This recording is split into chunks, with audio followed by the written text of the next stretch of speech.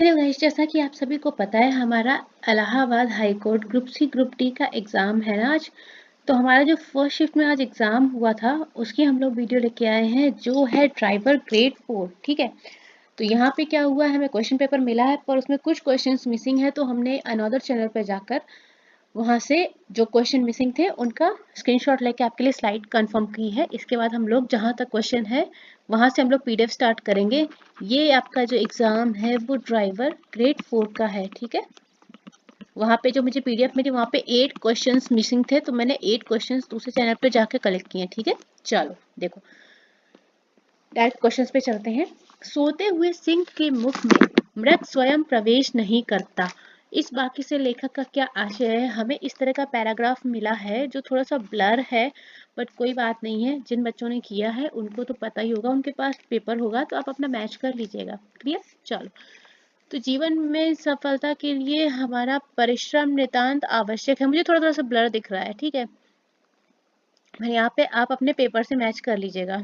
तो सोते हुए सिंह के मुख में मृग स्वयं प्रवेश नहीं करता, वाक्य से लेखक का आशय क्या है कि परिश्रम से ही सफलता मिलती है। क्लियर, तो यहाँ पे हमारा ऑप्शन नंबर फर्स्ट हो जाएगा।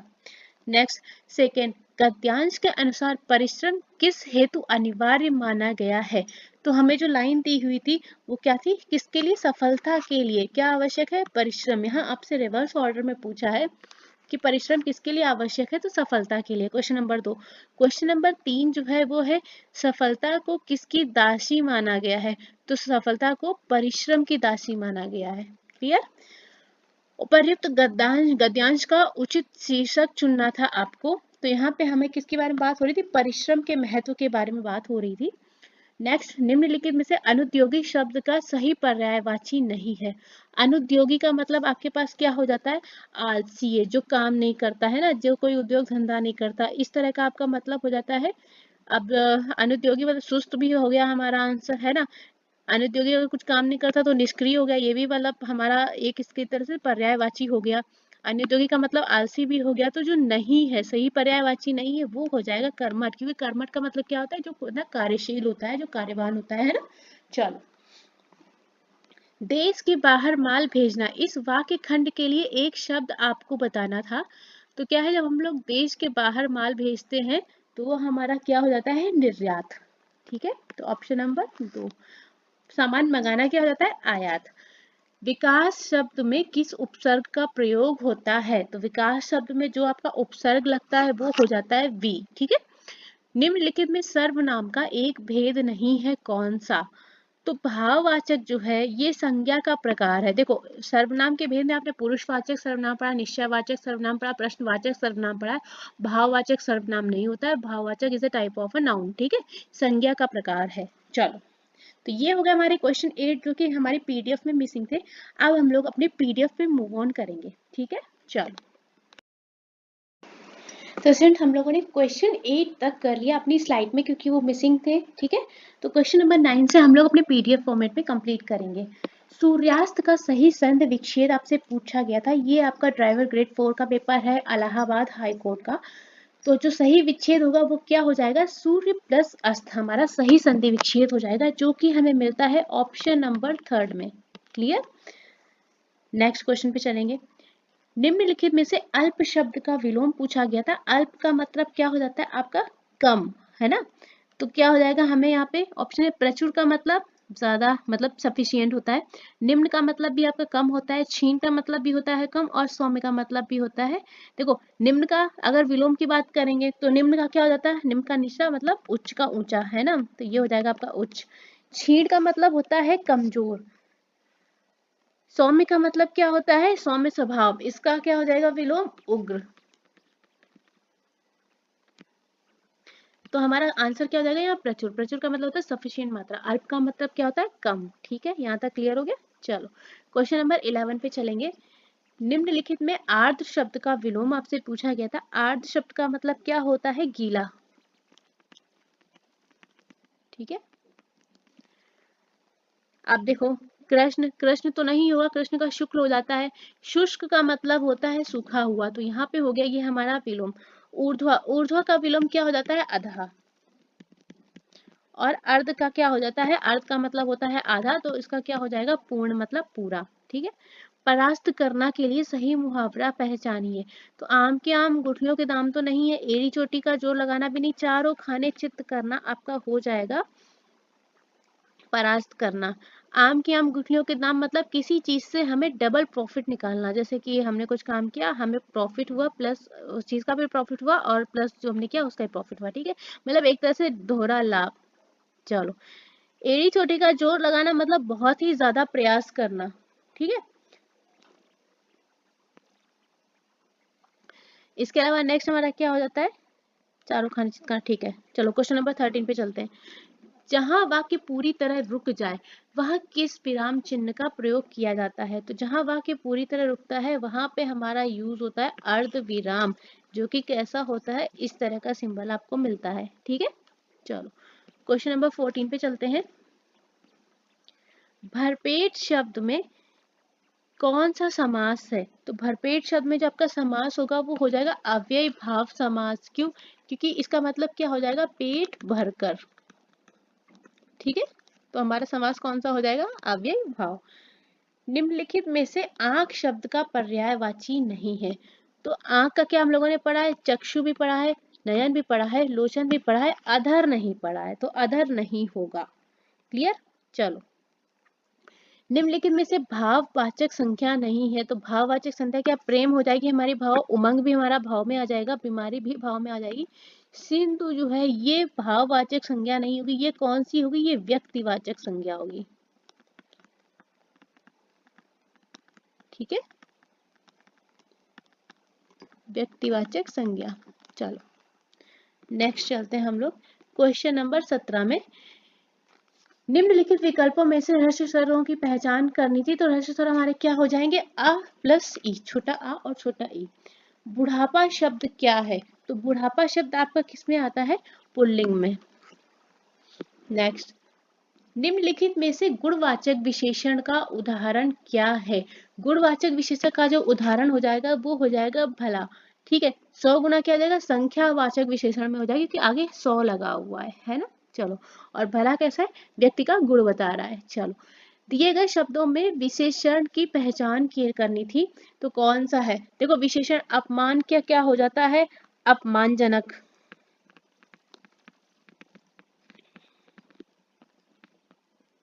अपमानजनक। ठीक है, राजनीति का क्या होता है, राजनीतिक।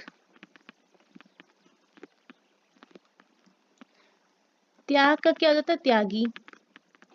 मौलिक अपने आप में विशेषण बना हुआ है, तो ऑप्शन नंबर 4 जो है हमारा सही आंसर हो जाएगा। निम्नलिखित में से कौन सा अर्धविराम है। अर्धविराम हो जाएगा सेकेंड। अच्छा, हम लोगों ने ऊपर एक क्वेश्चन गड़बड़ कर दिया है क्या, देखो देखो देखो, रुको। हाँ, ये क्वेश्चन गड़बड़ हो गया भाई लोग। देखो, जहां वहां की पूरी तरह रुकना है, पूरी तरह रुकेगा तो यहाँ पूर्ण विराम लगेगा। ठीक है, ये वाला, ये गड़बड़ हो गया क्वेश्चन, सॉरी। अर्ध विराम नहीं, यहाँ पूर्ण विराम होगा, हमने ध्यान नहीं दिया, पूरी तरह रुका जाए। ठीक है, चलो ये थोड़ा सा गड़बड़ हो गया, सॉरी उसके लिए। चलो, छोटी मुंह बड़ी बात लोकोक्ति का अर्थ क्या होगा। तो छोटी मुंह बड़ी बात लोकोक्ति का मतलब हो जाता है हमारी योग्यता से भी ज्यादा बढ़कर बात करना, यानी अपनी योग्यता से बढ़कर बात करना।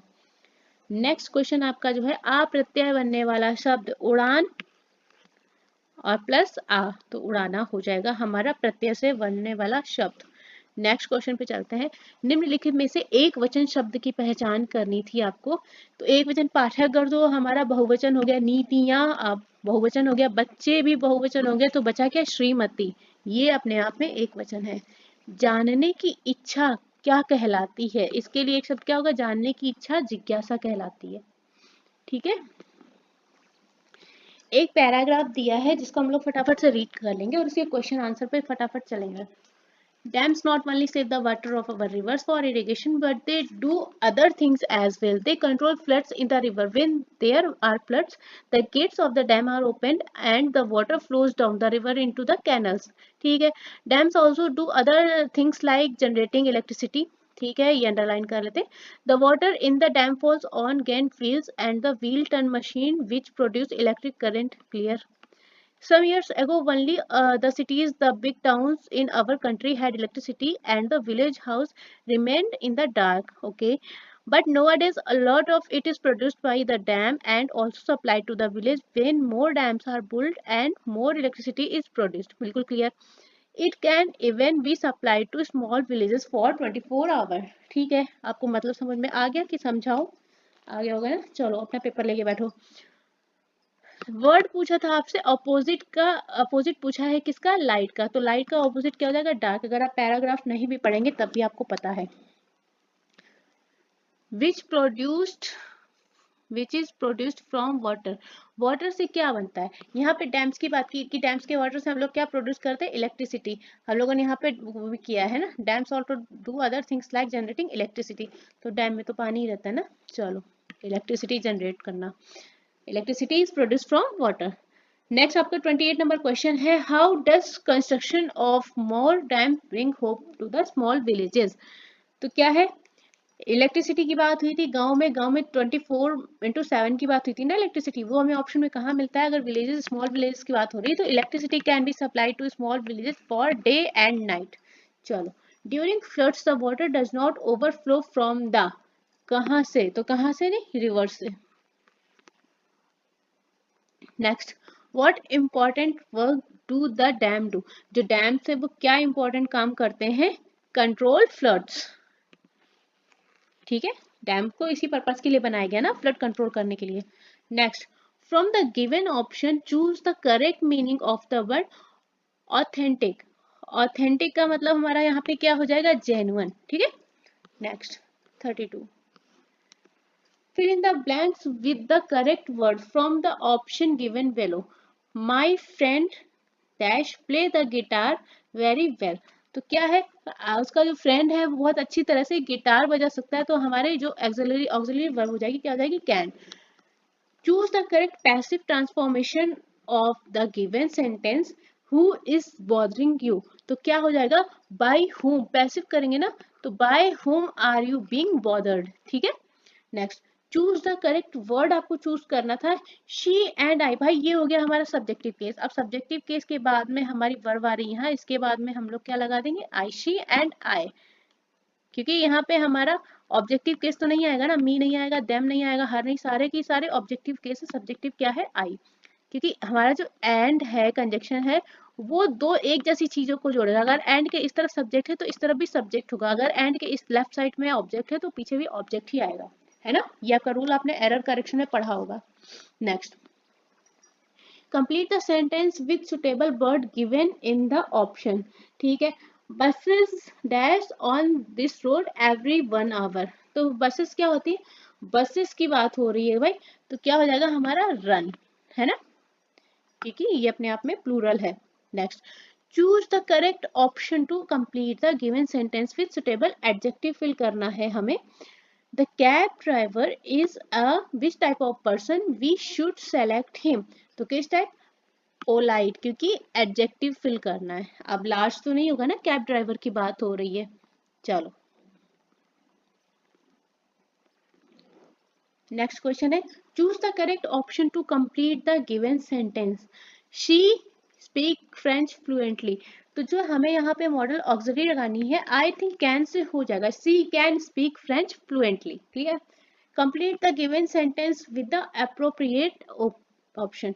The box was dash heavy for that frail lady to carry. बोला तो बॉक्स है वो लेडी के लिए बहुत ही ज्यादा भारी है. तो क्या हो जाएगा हमारा? too heavy. जो कंजक्शन हो जाएगा वो too heavy. Fill in the blank in the given sentence with the most appropriate preposition from the option given below. He is proud. Proud के साथ क्या आएगा? हमेशा ऑफ, आंख बंद करके लगा दो. His achievements in life. From the given option choose the correct meaning of the word provoke.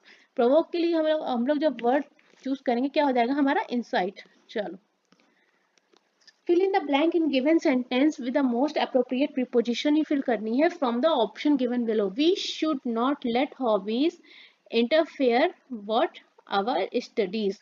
तो क्या हो जाएगा? with our studies. ठीक है, interfere with. चलो, next, identify the noun in the given sentence from the following options. ठीक है, देखते हैं. I have read about the Ramayana. तो आपको नाउन बतानी है. तो आई तो हो गया सब्जेक्ट वर्ब. ठीक है, तो रामायण जो है वो हमारा क्या हो जाएगा, नाउन हो जाएगी। चलो, arrange the following word as per the order in the dictionary. Dictionary order में जब हम लोग इसे अरेंज करेंगे तो फर्स्टली तो हमारा आ जाएगा, यहाँ देखो डायरेक्ट तो इक्वल है, फर्स्टली आ जाएगा हमारा डायरेक्टेड, ये आ जाएगा हमारा पहले नंबर पे। देन इसके बाद हमारा आ जाएगा डायरेक्ट, ई के बाद हमारा क्या आ रहा है, आई, ये आ जाएगा दूसरे नंबर पे। इसके बाद हमारा क्या आएगा,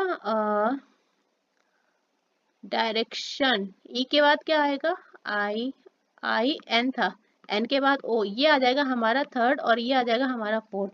तो हमें ऑप्शन में क्या मिलेगा, पहले आएगा कौन सा, सेकेंड, ठीक है, यहाँ भी सेकेंड है, इसके बाद आएगा फोर्थ, यहाँ यानी ऑप्शन नंबर ए में हमें मिल जाता है अपना आंसर। चलिए next, I asked her what she the next Sunday. उसने नेक्स्ट संडे को वो क्या करेगी, तो क्या भाई ऑप्शन देखो, अब यहाँ पे थोड़ा सा प्रॉब्लम है, what she word was doing या does, I asked her what she, past है तो was doing मेरे अकॉर्डिंग ये होगा, पर एक बार चेक कर लीजिए, डज तो नहीं होगा। what she was doing the next Sunday। चलो,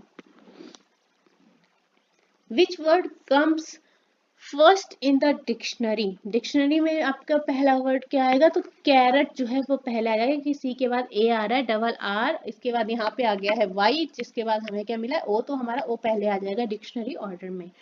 Fill in the blank in the given sentence with the most appropriate word from the option given below। ठीक है, Your brother is in Mumbai now। भाई इसके आगे article कैसे आएगा, a your brother, the your brother, and कुछ भी नहीं आएगा भैया, कोई आर्टिकल नहीं आएगा, नो आर्टिकल। चलो, कुछ कुछ चीजें तो ऐसी आ गई है ना जो आप आंख बंद करके कर लेंगे। Choose the correct option to complete the given sentences as a part of our moral duty we serve our motherland. क्या, ought to। Next, which of the following word is spelled wrong. Wrong spelled क्या हुआ है आपका, February, army ठीक है, every ठीक है, children ठीक है, गलत है फेब्रुअरी, ठीक है, FEBRUARY। Next, fill in the blanks with the correct option given below. ठीक है, देखो, they here by 8 PM time की बात हो रही है भैया, तो क्या हो जाएगा, will have reached. Next, select the option that expresses the given sentence correctly। I saw the tiger in the forest। तो यहाँ पे क्या आ जाएगा, the tiger was seen by me in the forest। ठीक है, चलो पैसिव वॉइस। विश्व पशु दिवस कब मनाया जाता है, 4 अक्टूबर को हमारा वर्ल्ड एनिमल डे सेलिब्रेट किया जाता है। नेक्स्ट क्वेश्चन, निम्नलिखित में से किस विटामिन की कमी से दृष्टिहीनता से संबंधित है। विटामिन ए जो है हमारा दृष्टिहीनता से रिलेटेड हो जाएगा। Next, loss of vision. कौन सी भूटान की राजधानी आपसे पूछी गई थी, कौन सी थी, तो भूटान की राजधानी आपकी हो जाएगी थिम्पू। नेक्स्ट, सोहागी बरवा वन्य प्राणी अभ्यारण्य किस उत्तर प्रदेश के किस जिले में स्थित है, महाराजगंज जिले में स्थित है। कौन सा संघीय मंत्रालय PM विश्वकर्मा योजना कार्यान्वित कर रहा है, तो कौशल विकास और उद्यमशीलता मंत्रालय MSDE, ये हमारा PM विश्वकर्मा योजना को कार्यान्वित कर रहा है। नेक्स्ट क्वेश्चन, निम्नलिखित में से कौन सा सर्वाधिक ऊर्जाक्षम विद्युत बल्ब है, तो यहाँ पे आपका हो जाएगा LED bulb, option number 3 is the right answer. Next question पे चलते हैं, संयुक्त राष्ट्र संघ के द्वारा निम्नलिखित में से किस दिन को मानवाधिकार दिवस मनाया जाता है, तो ये हमारा यहाँ पे ऑप्शन क्या हो जाएगा, 10 दिसंबर, ऑप्शन नंबर 4 में हमें मिलता है। Next, new dimension of India foreign policy नामक बुक जो है वो किसके द्वारा लिखी गई, ये बुक आपके लिखी गई है अटल बिहारी वाजपेयी जी के द्वारा। ठीक है, नेक्स्ट, विश्व ब्रेल दिवस आपका कब मनाया जाता है, तो विश्व ब्रेल दिवस आपका जनवरी में मनाया जाता है, और कितनी जनवरी को, 4 जनवरी को। यहाँ तक क्लियर। चलो नेक्स्ट, ऑस्ट्रेलिया की राजधानी आपसे पूछी गई थी, ऑस्ट्रेलिया की राजधानी क्या हो जाएगी आपकी, कैनबरा। निम्नलिखित में से कौन सा मोबाइल फोन नेटवर्क टेक्नोलॉजी से संबंधित नहीं है, तो भैया 4G भी है, 5G भी है, CDM में भी पहले चलता था, अभी क्या है, लैंड हमारा मोबाइल फोन नेटवर्क नहीं है। कौन सी फ्रांस, जर्मनी, स्पेन और ऑस्ट्रिया की आधिकारिक मुद्रा है, यूरोजोन में है तो यूरो हो जाएगी। अग्नि की उड़ान, विंग्स ऑफ फायर, सबसे फेमस कौन है, APJ अब्दुल कलाम की लिखी हुई आत्मकथा है। निम्नलिखित में से कौन उत्तर प्रदेश के राज्यपाल रह चुके हैं? श्री राम नाईक जी जो है उत्तर प्रदेश के राज्यपाल रह चुके हैं। कौन सा उपकरण भूकंप से संबंधित है? तो हमारा सिस्मोग्राफ जो है ये रिलेट करता है अर्थक्वेक से। 26 जनवरी 2024 को भारतीय गणतंत्र दिवस समारोह में मुख्य अतिथि कौन थे? फ्रांस के राष्ट्रपति रहे थे इमैनुअल मैक्रो। ठीक है, याद होगा, करंट अफेयर का क्वेश्चन बना है ना एग्जाम में। उत्तर प्रदेश का कछुआ अभ्यारण्य निम्नलिखित में से किस जिले में है? कछुआ अभ्यारण्य की बात हो रही है तो बनारस में हो जाएगा, वाराणसी। किस खनिज की कमी से एनीमिया होता है? तो ये आपका हो जाएगा आयरन की कमी से हमारा एनीमिया हो जाता है। किसे भारत रत्न 2024 से सम्मानित किया गया? MS स्वामीनाथन। यहाँ पे आपका पूरा नाम लिख दिया तो आप कंफ्यूज हो सकते हैं। नेक्स्ट, बांग्लादेश की मुद्रा क्या हो जाएगी? बांग्लादेश की मुद्रा है टका। प्रधानमंत्री नरेंद्र मोदी ने किस वर्ष राष्ट्रीय पशु रोग नियंत्रण कार्यक्रम शुरू किया? इन 2019 11 सितंबर 2019 में शुरू किया था। उत्तर प्रदेश का कुंभ मेला किन नदियों के संगम पर मनाया जाता है? तो गंगा, यमुना और सरस्वती के संगम पर मनाया जाता है। नेक्स्ट, अंतरराष्ट्रीय पुनर्निर्माण और विकास बैंक को किस नाम से जाना जाता है? वर्ल्ड बैंक के नाम से जाना जाता है। नेक्स्ट, प्रधानमंत्री उज्ज्वला योजना पढ़ा था, LPG कनेक्शन से रिलेटेड है हमारा। किसको नवंबर 2024 तक भारत सरकार के द्वारा भारत रत्न पुरस्कार से सम्मानित किया गया? तो पुरुषोत्तम दास टंडन जी को यह अवार्ड मिला है। अब देखो नेक्स्ट क्वेश्चन, नीचे दिए कथन में कौन सत्य है? किसी सम संख्या और विषम संख्या का योग जो है हमेशा सम संख्या होता है। कैसे सम संख्या होता है? आप कोई सम संख्या ले लो, 6 ले लो, 7 ले लो, कितना हो गया? 7 से 13, 13 हो गया। फिर एक बार और क्रॉस चेक कर लो, 8 ले लो, 9 ले लो, कितना हो गया? 17। तो ये बात तो गलत, मतलब हमेशा एक विषम संख्या होता है। सही बात पूछी तो ये हो गया हमारा सही। दो विषम संख्याओं का योग सदैव एक सम संख्या होता है। तो देख लेते हैं ऐड करके, 3 + 3 6, दो विषम संख्या फिर जोड़ो, 11 + 5 16। सही बात है। किसी सम संख्या और विषम संख्या में अंतर सदैव एक सम संख्या होता है। सम संख्या और विषम संख्या में अंतर, 5 - 4 1। ये थोड़ा सा ऑड हो गया है ना, ये तो गलत हो गया। किसी सम संख्या और विषम संख्या का गुणनफल एक सम संख्या होती है। सम संख्या और विषम संख्या का गुणनफल एक सम संख्या, बिल्कुल सही बात है। तो हमारा जो ऑप्शन सही होता है वो है A, B और D, ऑप्शन नंबर 4 में मिल जाता है। नेक्स्ट, आपका क्वेश्चन सॉल्व करना था 3/4। जब आप इसको एलसीएम लेके सॉल्व करेंगे तो यहाँ पे हो जाएगा आपका, एलसीएम लेंगे तो आपका हो जाएगा 60 और ऊपर यहाँ पे कितना बनेगा 45 माइनस यहाँ पे क्या हो जाएगा 20 से मल्टीप्लाई होगा और यहाँ पे 4 से होगा। जब इसको सॉल्व करेंगे तो 25 से 4 गया 21/60। इसको आप कट आउट करेंगे तो हो जाएगा 3 से कट जाएगा और 3 7/20। ऑप्शन नंबर 4 जो है राइट आंसर हो जाएगा। ठीक है, चलो नेक्स्ट क्वेश्चन। दी गई भिन्नों में कौन सी भिन्न 2/3 के समतुल्य नहीं है? 2/3 के, इसको काटेंगे ये भी 2/3 आ जाएगा, ये 4 से कट जाएगा 2/3 हो जाएगा और ये 6 से कटेगा 2/3, जो नहीं है वो हो जाएगी ऑप्शन नंबर दिस। ठीक है, सबसे छोटी अभाज्य संख्या प्लस सम अभाज्य संख्या प्लस 30 और 50 के मध्य अभाज्य संख्याओं की जो संख्या है वो क्या हो जाएगी? तो टोटल नंबर जो निकल के आएंगे वो क्या हो जाएगी आपकी? देखो कैलकुलेट करो, 7, ठीक है, ये हो जाएगा लगभग मेरे ख्याल से 9 आएगा।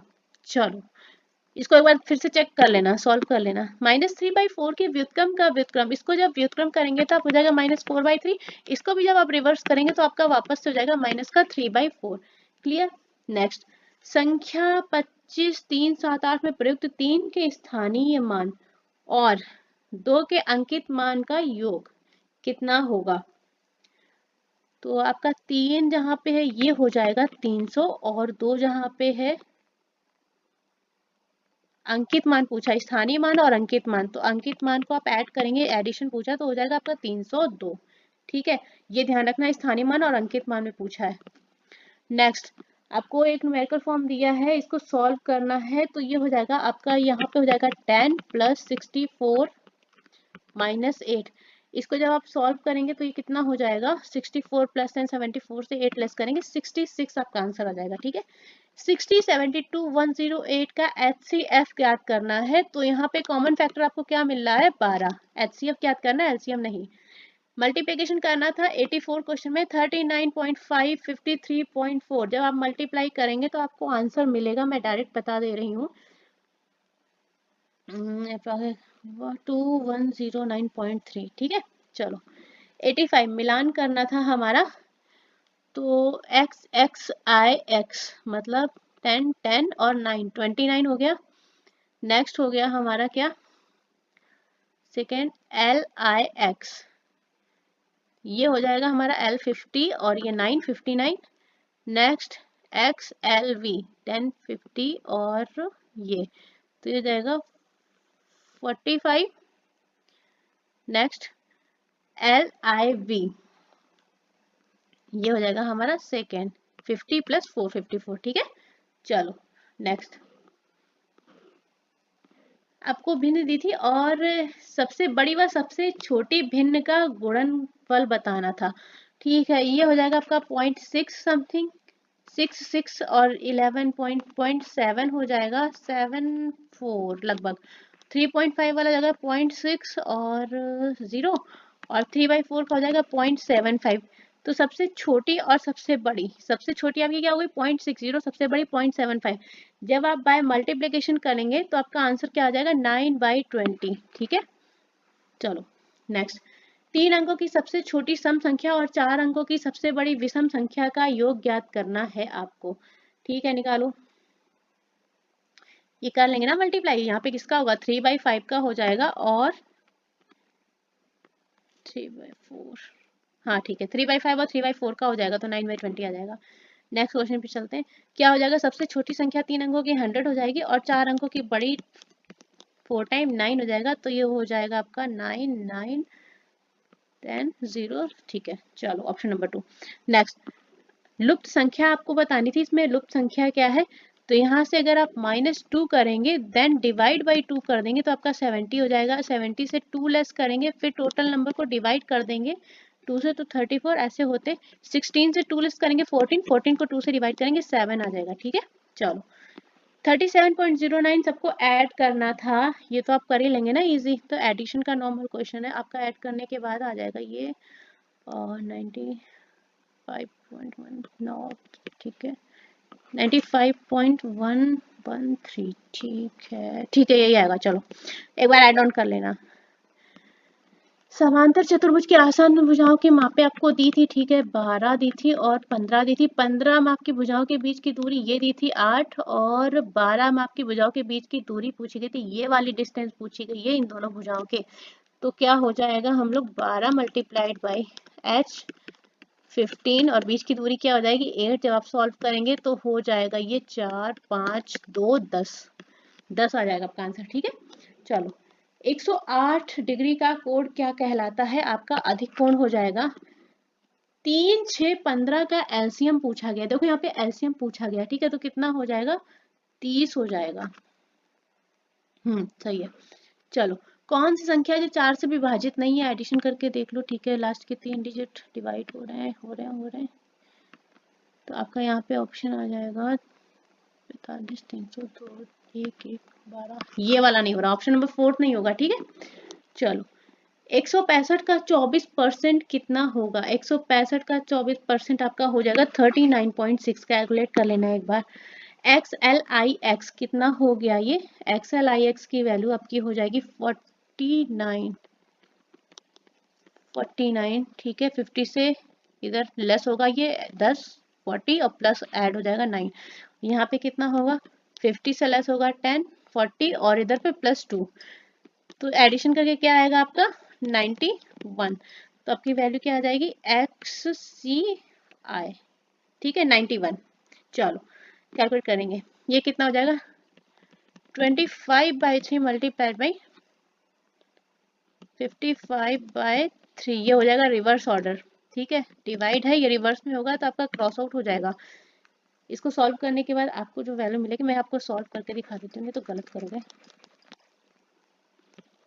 25/3 मल्टीप्लाइड बाई 655 और इसको भी रिवर्स ऑर्डर में ले आएंगे ना तो हो जाएगा 2/3 हो जाएगा, 3/2 हो जाएगा। तो यहाँ पे मल्टीप्लिकेशन करेंगे तो ये उल्टा हो जाएगा। ठीक है, चलो कट आउट कर लेते हैं 3 2 5 11 और ये मल्टीप्लाई हो जाएगा, नहीं कटेगा ना, और ठीक है।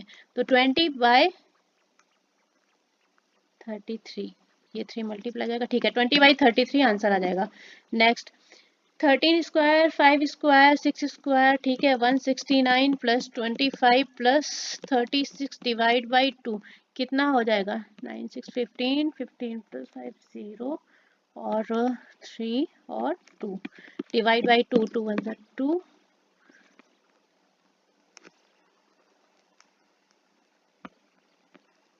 2 1 2, 2 1 2, 2 5 115। चलो नेक्स्ट। किसी वर्ग का परिमाप उस वृत्त की परिधि के बराबर है, ठीक है। जो परिमाप है वर्ग का क्या हो गया? 4 है, और परिधि के बराबर है मतलब 2 पाई r। r कितनी दी है? 7, और पाई की वैल्यू कितनी बोली है? 22/7 मल्टीप्लाइड बाई 7, 7 7 कट जाएगा तो 4a की वैल्यू कितना हो गया? 44। a की वैल्यू कितनी हो गई? 11, और आपसे भुजा की ही पूछी थी तो आपका आंसर हो जाएगा 11। 1 से 10 तक में सबसे छोटी और सबसे बड़ी भाज्य संख्याओं का योग। सबसे छोटी क्या हो जाएगी? भाज्य संख्या 4, और सबसे बड़ी भाज्य संख्या क्या हो जाएगी? 10। योग पूछा है तो 4 + 10 कितना हो जाएगा? 14। लुप्त संख्या ज्ञात करें आपसे पूछा था, तो यहाँ पे इस सीरीज को फाइंड आउट करो। अगर 1 का क्यूब करें और -1 तो 0, यहाँ पे 2 का क्यूब करें और -1, 8 - 1 7। अगर 3 का क्यूब करें तो 27 - 1 26। 4 का क्यूब -1 करेंगे तो 64 - 1। यहाँ पे क्या आ जाएगा? 5 का cube -1 that is 125 - 1 = 124। So guys यहाँ हमारा पेपर फिनिश होता है। ग्रुप सी का पेपर हम लेट नाइट अपलोड कर देंगे, ठीक है। तो आपको थोड़ी देर में प्रोवाइड कर देंगे। तो ये वीडियो मैं अपलोड कर रही हूँ, और आपसे रिक्वेस्ट करूंगी जो भी ग्रुप सी के बच्चे हैं वो थोड़ा सा लेट नाइट अपना पेपर देख लें, ठीक है। चलिए, थैंक यू सो मच।